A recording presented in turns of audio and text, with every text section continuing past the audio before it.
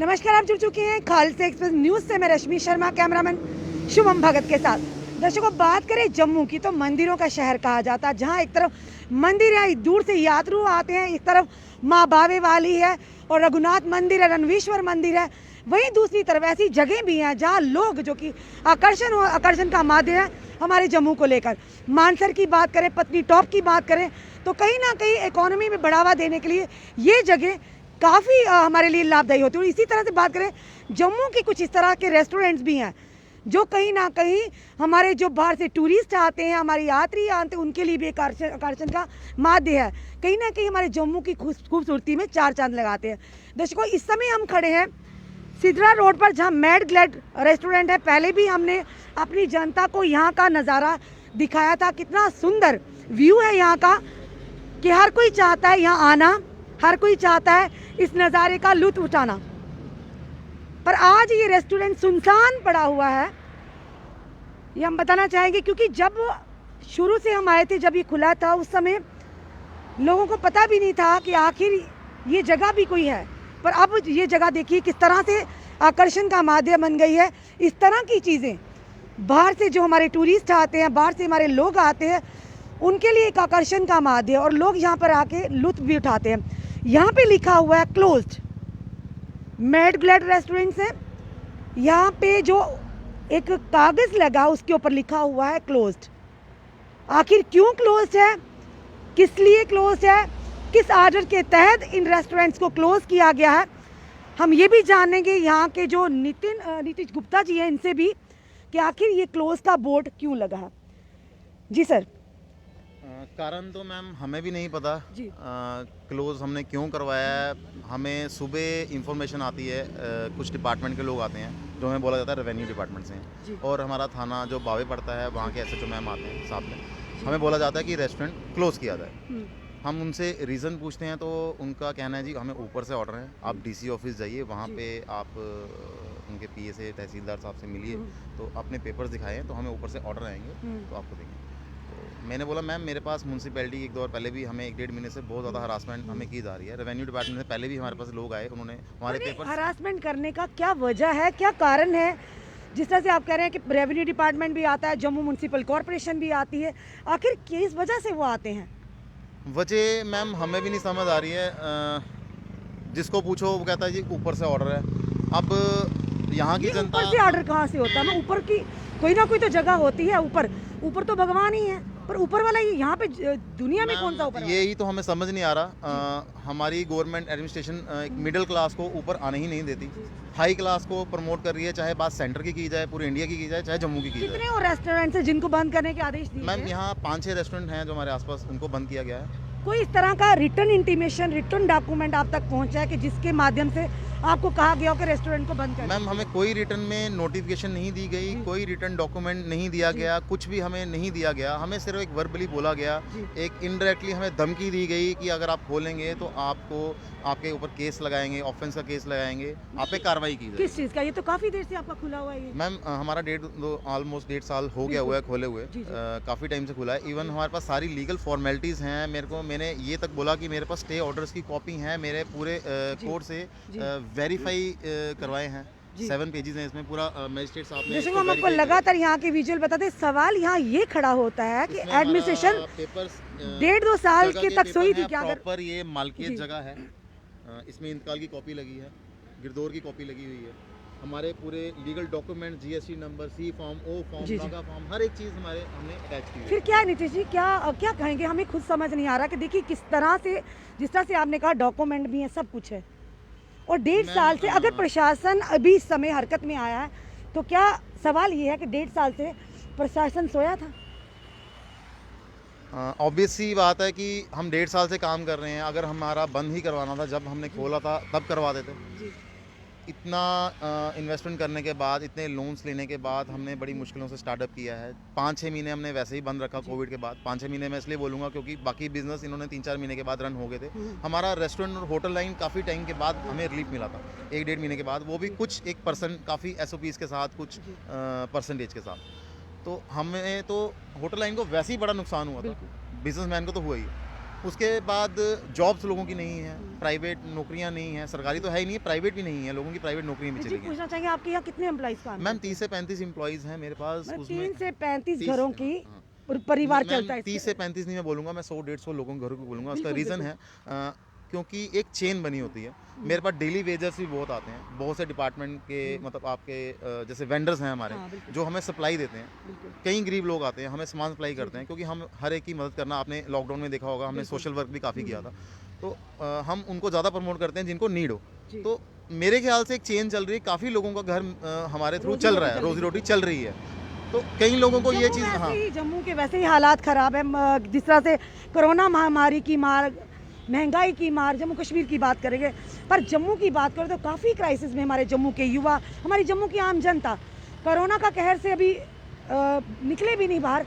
तो इस तरह की जो गतिविधियां, आपको क्या लगता है कि क्या कारण हो सकता है? मैम बिल्कुल आप सही बोल रहे हैं। हालात जम्मू के दिन ब दिन बहुत ज़्यादा ख़राब हो गए हैं, स्पेशली यूटी बनने के बाद बहुत ज़्यादा ख़राब हुए हैं। हम लोगों को लगा था यूटी बनने के बाद पता नहीं क्या होगा, यहाँ पे कितनी डेवलपमेंट आएगी, लोगों को कितनी राहत मिलेगी, लेकिन जबकि उसका उल्टा ही हो रहा है। टोल टैक्सेस हर जगह लगे, प्राइस डीजल के, पेट्रोल के, गैस के, हर एक चीज़ के डे बाई डे बढ़ते जा रहे हैं। हमारे मतलब खर्चे डे बाई डे बढ़ते जा रहे हैं, कमाइयाँ हमारी ख़त्म होती जा रही है। बिज़नेस उस लेवल का नहीं रहा, बिज़नेस बहुत डाउनफॉल चला गया है, बहुत डाउन चला गया है। अब थोड़ा सा हम आहिस्ता आहिस्ता इसको कवर करने की कोशिश कर रहे हैं। लोगों को दिखता है रश है, काम है, लोगों को उसके पीछे की खर्चे नहीं दिखते, उसके पीछे के क्या मतलब कितनी मुश्किलें आती हैं वो नहीं दिखती, कहाँ कहाँ क्या क्या नहीं करना पड़ता वो हम लोगों को पता है।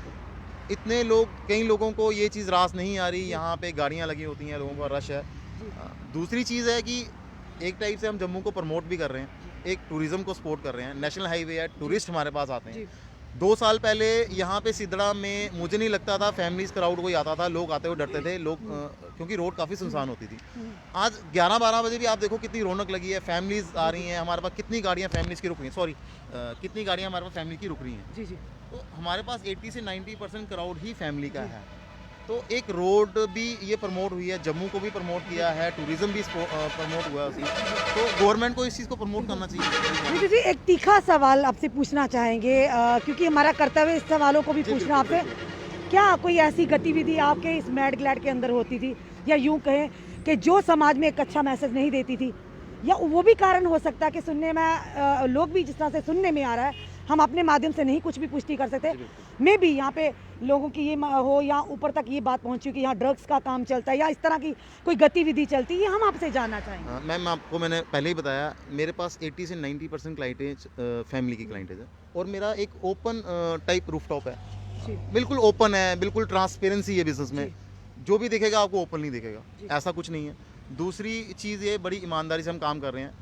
हमने, हमारे पास 18 सीसीटीवी कैमरेज लगे हुए जी। हैं। आप कभी भी आगे, इवन कई बार डिपार्टमेंट को, पुलिस को भी नीड पड़ती है, कई बार रोड में कुछ ऐसा हो तो जी, इवन रोड के ऊपर मैंने 4 कैमरेज लगाए हुए हैं। पूरी स्ट्रीट लाइट इस रोड पे नहीं है, मैंने अपनी लाइट्स लगवाई हुई हैं। अगर मैंने कुछ गलत काम करना होते, मैं कैमरेज नहीं लगाता, लाइट्स बंद कर देता, स्ट्रीट लाइट नहीं लगाता। जी। रोड पे कैमरेज लगाना मेरा काम नहीं है, लेकिन फिर भी मैंने 4 कैमरेज लगाए हैं, बिकॉज ऑफ दैट कि कोई हम पे एलिगेशन ना करे। मैंने आपको पहले ही बोला कि हमें 1.5-2 महीने से बहुत तंग किया जा रहा है, हमें प्रेशराइज किया जा रहा है कि आप रेस्टोरेंट बंद कर दें। हमें क्यों, क्या कारण, इनडायरेक्टली, डायरेक्टली भी प्रेशर किस किया जा वजह रहा से, क्या कारण कह सकते हैं? है। किस मैडम तरह- क्योंकि कुछ नहीं अगर- कह सकता, अगर आप- बड़े हाई लेवल का देखिए, स्कैम देखिए, नेक्सस देखिए, मैं बोल एक चीज़ है सकता ना, हूँ। जिस तरह से आप बेरोजगारी की बेरोजगारी में और महामारी की मार की वजह से काफ़ी लोगों के पास 2 वक्त का खाना भी नहीं है, उनसे उनकी जॉब छीन ली गई है। पर इस रेस्टोरेंट में या इस तरह की और जो रेस्टोरेंट, उसमें कई घरों की रोजी रोटी चलती है, बिल्कुल। कई घरों का खाना चलता है। तो इसमें दिक्कत कहाँ से? और सबसे बड़ी बात पूछना चाहेंगे, जब भी कोई इस तरह के आदेश आते हैं बिना रिटर्न में, बिना कोई वर्बली आते, तो कहा जाता है ऊपर से। आज तक हमें भी समझ नहीं है कि ऊपर कहाँ से आता है, ये बड़ा सवाल है। कि यही मैं बोल रहा हूँ, मैं 4 घंटे से, इन्हें को बोला गया डीसी ऑफिस है, 4 घंटे से मैं डीसी ऑफिस के बाहर खड़ा था। डीसी ऑफिस तो किसी को अंदर सुनते ही नहीं कोई बात, अंदर जाना तो बहुत दूर की बात है। आपको क्या लगता है, एडमिनिस्ट्रेशन के ऊपर भी दबाव है किसी चीज़ का? यस मैम, मेरे को काफ़ी लोगों ने बोला, जो हमें बाहर मिले, हमने अपने लिंक से फ़ोन किए, सबका एक ही जवाब आता है कि हमें ऊपर से ऑर्डर आ रहे हैं। अब ऊपर से ऑर्डर कहाँ से आ रहे हैं? सेंटर से मोदी साहब दे रहे हैं इनको ऑर्डर, कौन दे रहा है हमें पता तो चले, हम बता दें, हमें नौकरियां दे दें गवर्नमेंट, हम काम कर लेते हैं, हम नहीं बिजनेस खोलते, हमारे लोन्स चल रहे हैं इसके ऊपर, गवर्नमेंट हमें उसका रिलीफ दे दे, जी हमारे लोन्स की ईएमआई भर दे, हम काम बंद कर देते हैं। जी।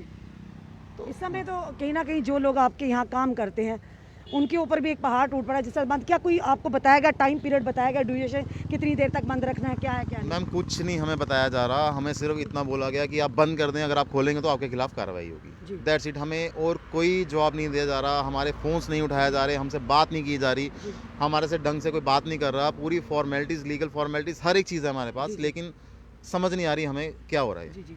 हमने भी यहाँ की जो एसोसिएशन है कीर्ति शर्मा, उनसे भी बात करने की कोशिश की, पर काफ़ी बार हमने काफ़ी टाइम हमने उनको कॉल करने की कोशिश, उन्होंने हमारी कॉल ही नहीं उठाई है। चलिए, मे बी वो व्यस्त भी हो सकती है। दर्शक, ये हमने आपको यहाँ का नज़ारा दिखाया, पर हम एक कैमरामैन से कहें कि थोड़ा पार वाली साइड भी नज़र डालें, क्योंकि ऐसी जगहों पर, ऐसी सड़कों पर जहाँ सुनसान एरिया हो, आइसोलेटेड हो, वहाँ पे इस तरह की रेस्टोरेंट्स बनना, इस तरह के कोई और यानी कि काम खोलना, कहीं ना कहीं आम जनता को भी सुविधा होती, ताकि यहाँ पे रौनक रहे। इस तरह की कोई, जिस तरह के जम्मू की बात करें, क्राइम रेट दिन ब दिन बढ़ता जा रहा है, पर इनकी बात अगर करें, ये जो लोग हैं, होटल इंडस्ट्री को काफ़ी इस कोरोना के चलते काफ़ी परेशानी का सामना करना पड़ा है।